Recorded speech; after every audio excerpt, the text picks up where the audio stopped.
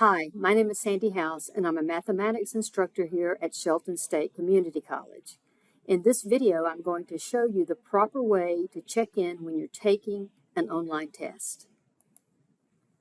These are the online testing policies for the Shelton State Community College Mathematics Division.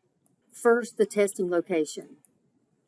You must test in a private area with no one else present in the room. The testing location must be well lighted. There must be no background noise in the room. Turn off all televisions, music sources, etc. You must test at a table while seated in a chair. You may also test while seated at a coffee table or other table while seated on the floor, but only if necessary. Remember to dress as you would at school. You will be on video. You may not wear earbuds, earphones, hats, or hoodies while testing. So let's briefly go over the check-in process.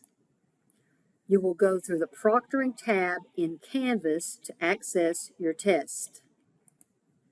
The first time you enter, you will have to go through a setup process. Do this well before the first test.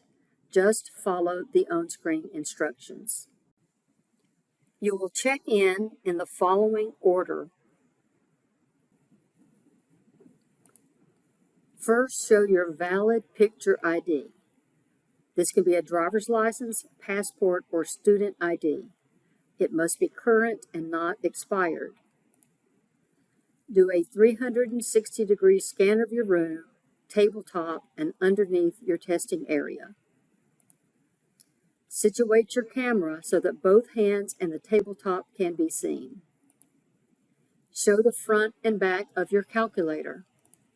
Show the front and back of paper that your instructor allows. Important.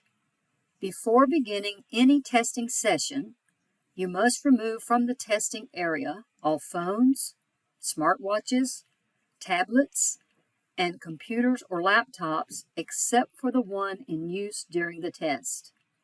Violation of this policy will result in a grade of 0 on the assignment. So once you enter your Canvas course, you'll find the proctoring tab in the left menu.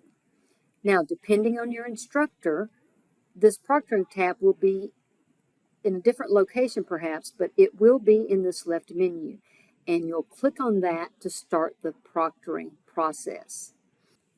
So as was stated earlier, there's a short setup process that you should do in advance of your first test. Now, your instructor is going to provide information and instructions about the test, and it'll either be in the form of a module, or it might be in your inbox, or it could be an announcement at the top of your course page. So you want to make sure that before you start the test, you've read everything that your instructor has provided regarding the testing process. And again, it's the proctoring tab here on the left that will allow you to take your test online. So now that we've gone through the steps in a PowerPoint, I want to demonstrate each one of those to you.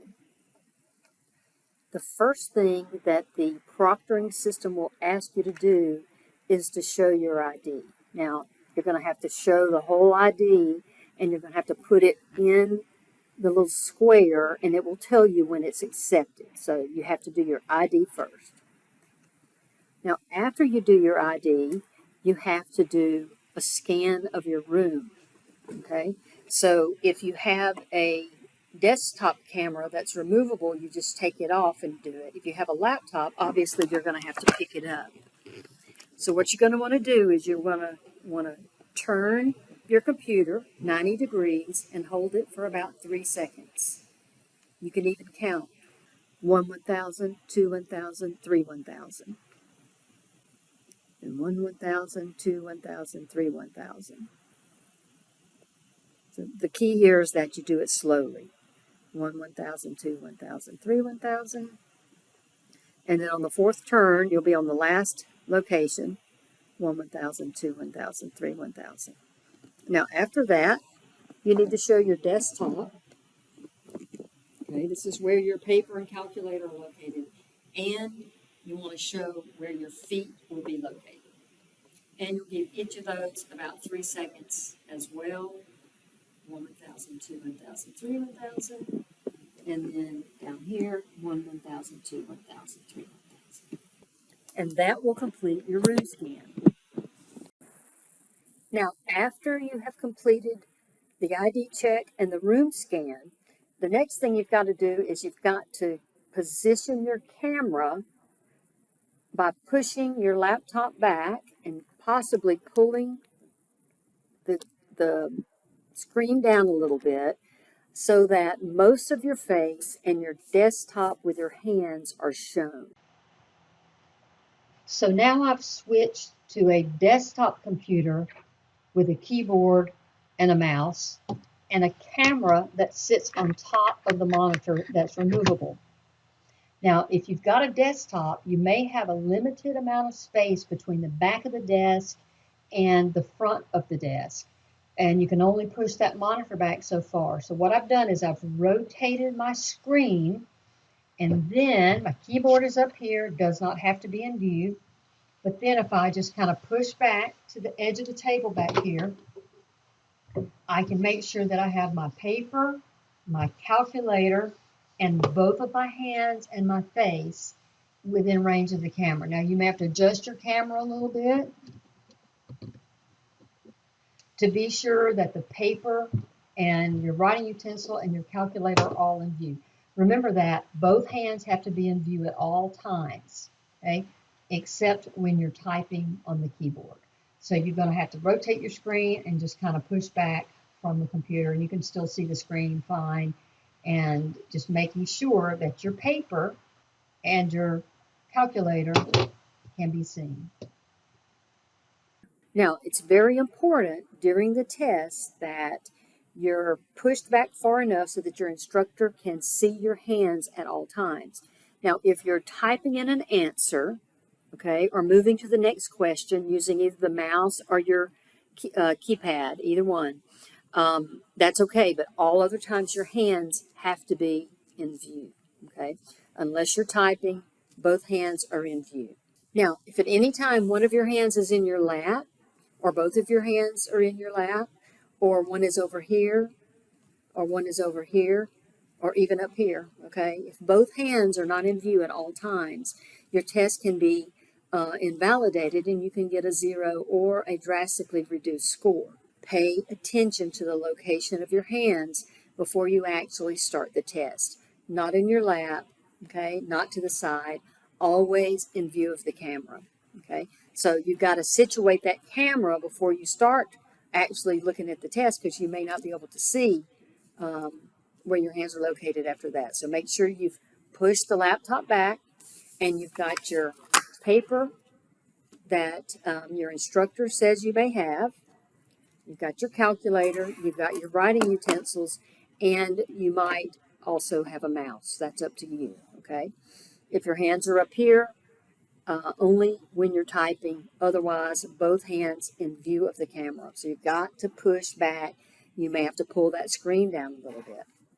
Now, once you've got your camera in location, you're going to show the front and the back of your TI-30 X2S, and it has to be out of the case. Your case should be put away. It should not be anywhere in the vicinity of the test. So front and back of the calculator.